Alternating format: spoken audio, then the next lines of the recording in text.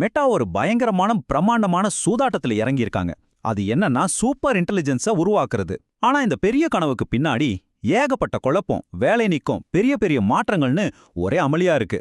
அப்போ மெட்டாவோட இந்த super AI கனவுக்குள்ள நிஜமாவே என்னதான் நடக்குது? வாங்க உள்ள போய் பார்க்கலாம். முதல்ல மெட்டாவோட ஏஐ டிவிஷனுக்குள்ள என்ன நடக்குதுன்னு பார்ப்போம். அங்க ஒரு பெரிய புயலை அடிச்சிட்டு இருக்குன்னு சொல்லலாம். இத சும்மா ஏதோ ஒரு கார்ப்பரேட் ரீஆர்கனைசேஷன் நினைச்சிடாதீங்க.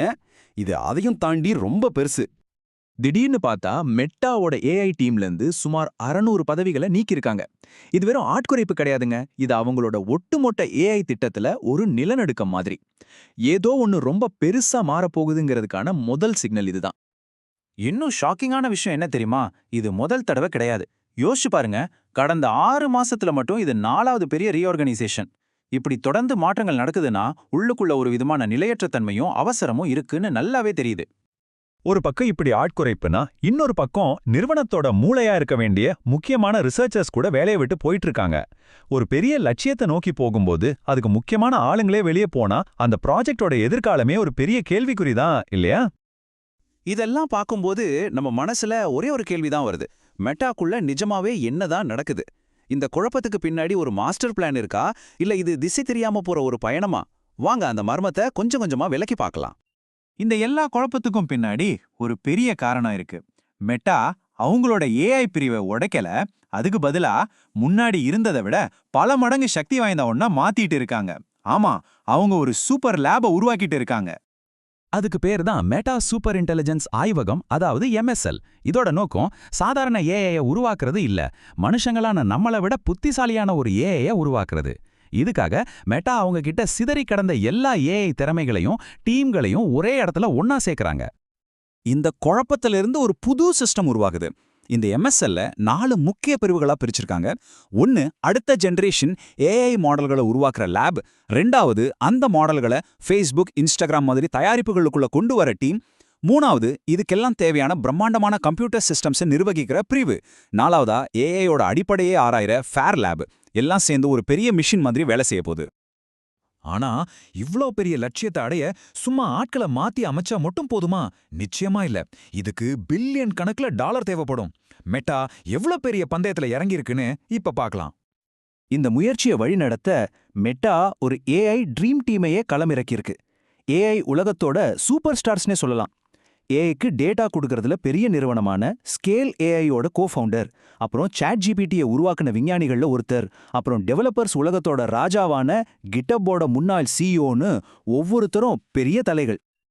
இப்போ இந்த நம்பரை பாருங்க. அப்பாப்பா, $14.3 பில்லியன். இது எதுக்கு தெரியுமா? ஏஐக்கு டேட்டா சப்ளை பண்ற மிக முக்கியமான நிறுவனமான ஸ்கேல் ஏஐல கிட்டத்தட்ட பாதி பங்குகளை வாங்குறதுக்கு.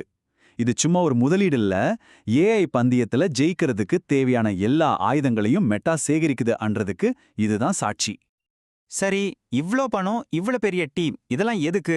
வெறும் நல்ல சாட்பாட்களை உருவாக்கவா? இல்லவே இல்ல. மெட்டாவோட உண்மையான இலக்கு சயின்ஸ் ஃபிக்ஷன் படத்துல வர்ற மாதிரி ஒரு விஷயத்தை நிஜமாக்குறது தான். அவங்களோட கனவுக்கு பேரு தனிநபர் சூப்பர் இன்டெலிஜென்ஸ். இதை இப்படி யோசிச்சு பாருங்க. உங்களுக்கென ஒரு சூப்பர் புத்திசாலி அசிஸ்டன்ட் இருந்தா எப்படி இருக்கும்? உங்க வேலையிலிருந்து உங்க வாழ்க்கையை பிளான் பண்ற வரைக்கும் உங்களுக்காகவே சிந்திச்சு செயல்படுற ஒரு சக்தி. இதுதான் மெட்டாவோட அல்டிமேட் கோல். இங்கதான் விஷயமே இருக்கு. மார்க் சக்கர்பர்க் என்ன சொல்றாருன்னு கேளுங்க. அவங்க மனுஷங்க கிட்ட இருந்து கத்துக்கிற ஏஐயா மட்டும் உருவாக்கலையா, அதுக்கு பதிலா தங்களை தாங்களே கத்துக்கிட்டு தங்களை தாங்களே அப்டேட் பண்ணிக்கிற ஒரு ஏஐயை உருவாக்குறாங்களாம். இதுதான் ஏஐ வளர்ச்சியில அடுத்த பெரிய பாய்ச்சல். இதுக்குள்ள ஒரு சின்ன சஸ்பென்ஸ் கூட இருக்கு. கம்பெனிக்குள்ள ஓம்னி அப்படின்னு ஒரு ரகசிய பேர்ல புது மாடல் பத்தி பேசிக்கிறாங்களாம். அது என்னவா இருக்கும்னு இன்னும் மர்மமாவே இருக்கு. ஒருவேளை அது மெட்டாவோட அடுத்த பிரம்மாஸ்திரமா இருக்கலாம். சரி, மெட்டா மட்டும்தான் இந்த ரேஸ்ல தனியா ஓடிட்டு இருக்காங்களா? கண்டிப்பா இல்ல. ஏஐல யாரு பெரிய ஆளுன்னு நடக்கிற இந்த போட்டியில மற்ற கம்பெனிங்க என்ன பண்றாங்க, அவங்க கிட்ட இருந்து மெட்டா எப்படி ஆளாப்படுதுன்னு பார்க்கலாம். இங்கதான் மெட்டாவோட கேம் பிளான் கொஞ்சம் வித்தியாசமா இருக்கு.